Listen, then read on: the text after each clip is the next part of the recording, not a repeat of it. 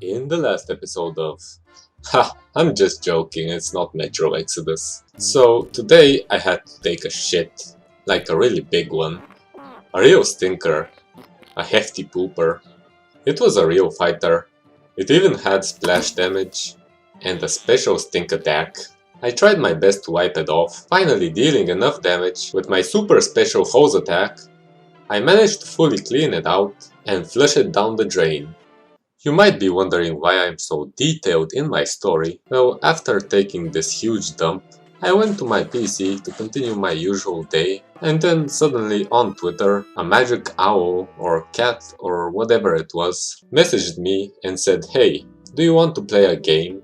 It's a really fun game, I made it myself." And I was like, "Hey, a free game, I always like free stuff."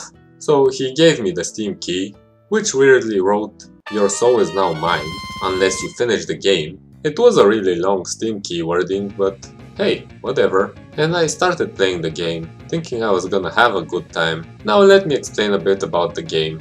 Its currency is shit, like pieces of poop, and its potions are potions and magic poo water. And there are various other items that are oddly just jokes, everything is just a joke. For example, your sword is a piece of poop on a stick, a sharpened piece of poop on a stick.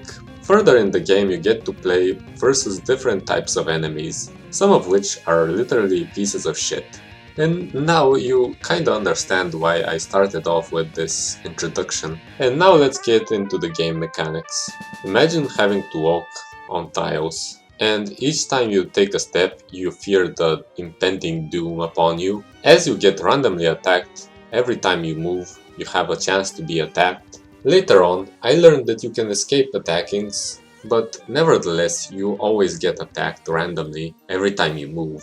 No matter if you're on a ladder, crossing the road, or even on a giant pulsating piece of flesh. Random attacks, hated by everyone, but for some reason they still exist. And here's the thing, you can't progress if you don't fight. Like, you have to always fight in order to get more experience, get more things, more items, more weapons. But enough hate on the game. Here are some things that I do like. It has a really witty humor. It's toilet humor, but it's my kind of humor. One could say that it almost rivals Undertale, but let's not get there. About the enemies, there's a lot of different variations of enemies. As I learned, there's shit variants of the enemies, so you can basically be attacked by a piece of shit and it has a shit variant. There are normal enemies, which don't give you much XP, but they still contribute to the funny, and they're completely hand-drawn with pencils, I think. Each floor has really cool individual enemies, but let me give you the honorable mentions. For example, there's Tapeworm. It's basically a worm next to tape. I'll leave the conclusions to you. Then there's Groosey McPoodle shit, which is the literal piece of shit that I talked about. Then there's Killer Color Shapes. That one I just find funny, I don't know why. Then there's a Stick of Living Blood. That one's just creepy. Now, then there's the bosses.